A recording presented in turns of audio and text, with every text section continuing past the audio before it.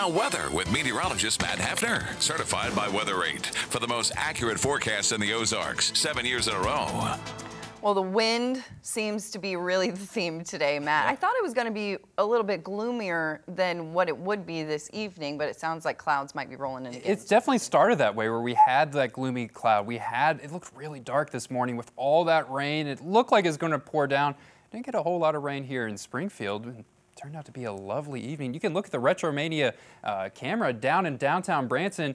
A lot of people are outside enjoying this sunshine that we have right now, enjoying these fall-like temperatures. I wouldn't necessarily call them warm temperatures because the temperatures are in those mid-60s, and man, it is still windy.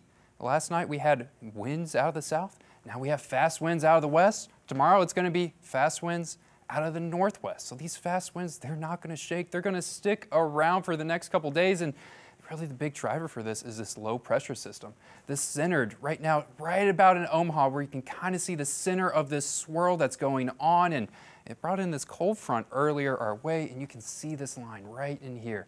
It's going to reset right in here. This cold front is what pushed in earlier. It's what's going to bring in cooler temperatures. It's what brought in our rain, and we're going to get more clouds that are going to wrap in behind this back of this low pressure system, which are going to keep things pretty cloudy, not for right now, but more for Saturday is when this cloud is going to start to ride in. So right now we have a brief pause in the clouds, but they're going to be coming and arriving in this overnight hour. Hey, we're 7 years most accurate in the Ozarks, and I think last night when it came to the rain, we absolutely earned that title. We said places down south really don't need to be concerned too much with rain amount. If you get rain, we're going to be talking about on the scale of hundredths. And that's what it was here in Springfield, and the bulk of that rain that did happen was north of I-44. Places like Lebanon, Camden, Lake, the Ozarks saw around a quarter, but not a whole lot of rain. And also, we told you there's going to be no severe weather. There was no severe weather, which is great. It's great that we kind of really nailed that one last night.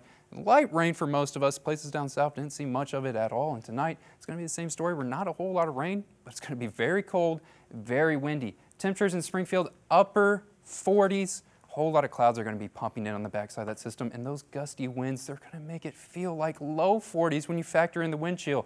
Gusts, right now this model, they've been underdoing it all week long when it comes to how strong these gusts can be. Right now it's predicting gusts in the lower 20s. I think we can see gusts in the upper 20s when we start to factor in just how strong these winds are going to be. Tomorrow we're going to get a whole lot of cloud cover, which is bad news because we're going to have a pretty unique event happening tomorrow. It's going to be this annual solar eclipse.